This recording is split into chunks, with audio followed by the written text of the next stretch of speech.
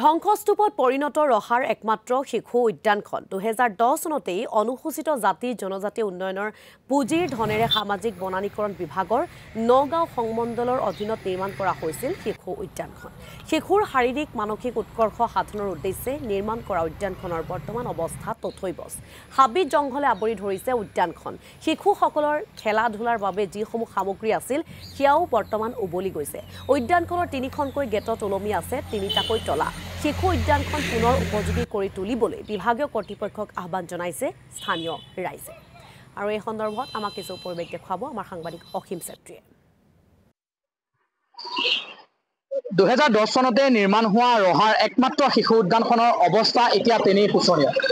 আমি বৰ্তমান উপস্থিত আছো মুক্তিযোদ্ধা আচলতে মুক্তিযোদ্ধা তুলসীৰাম গগৈ নামত উৎসৰ্গা কৰা আচলতে যি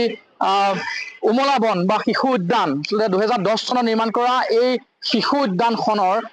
সন্মুখত উপস্থিত আছো আৰু আমি ভিতৰলৈ সোমাব নোৱাৰো কাৰণ এই শিশু উদ্যানখনত লাগি আছে দুটাকৈ বৃহৎ তলা আৰু 2010 চনতে আচলতে যি সামাজিক বনানীকৰণ বিভাগ আছে নগাঁও সংমণ্ডলৰ দ্বাৰা নিৰ্মাণ কৰা হৈছিল এই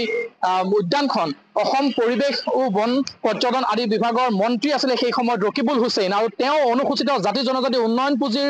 ধনেৰে আচলতে এই যি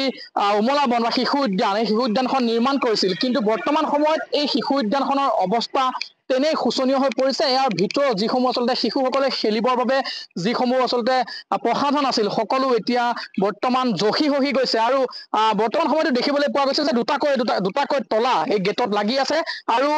এগৰাকী মুক্তিযোদ্ধা তুলসীৰাম গগৈ যাৰ কথা ক'বলৈ গ'লে আচলতে ৰহাৰ বাবে তেওঁ যথেষ্ট অৱদান আছে আৰু এই গৰাকী মুক্তিযোদ্ধাৰ নামেৰে নামাকৰণ কৰা এই যি শিশু উদ্যান ৰহাৰ একমাত্ৰ শিশু উদ্যান এই শিশু উদ্যানখনৰ যি পৰিৱেশ এই পৰিৱেশ দেখিলে আচলতে আপুনিও চিন্তিত হৈ পৰিব কাৰণ আচলতে 2010 চনত নিৰ্মাণ কৰা এই শিশু উদ্যানখনৰ বৰ্তমান যি পয়া লগা ছবি সেই ছবি আচলতে সকলোকে আচৰিত কৰিছে কাৰণ এই শিশু উদ্যানখনত আচলতে এগৰাকী বন কৰ্মীও নিয়োজিত হৈ আছে এগৰাকী বন বিভাগৰ কৰ্মচাৰীও এই শিশু উদ্যানত নিয়োজিত হৈ আছে কিন্তু তেওঁ যেন ঘৰত বহি এতিয়া দৰমহা লৈ আছে কাৰণ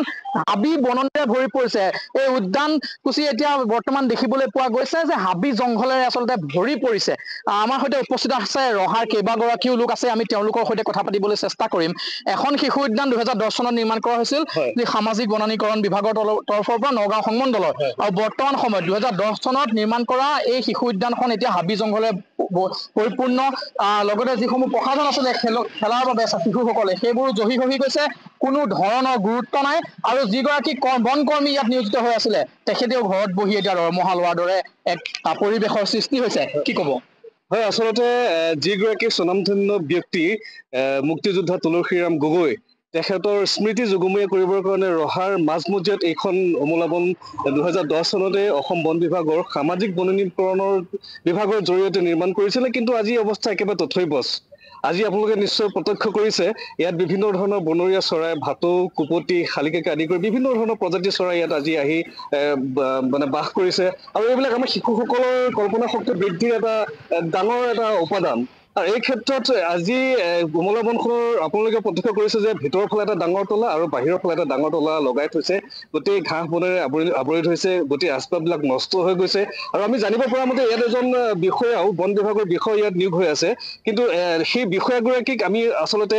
প্ৰায় আহোঁ চাবলৈ কাৰণে লগ কৰিবৰ কাৰণে কিন্তু আমি তেওঁক দেখা নাপাওঁ গতিকে আমি স্পষ্ট ভাষাৰে মধ্য অসম কোচ ৰাজনীতি ছাত্ৰ সন্থাৰ তৰফৰ পৰা অসম চৰকাৰৰ বিশেষকৈ আমাৰ ৰহা পৌৰসভাক আমি এটা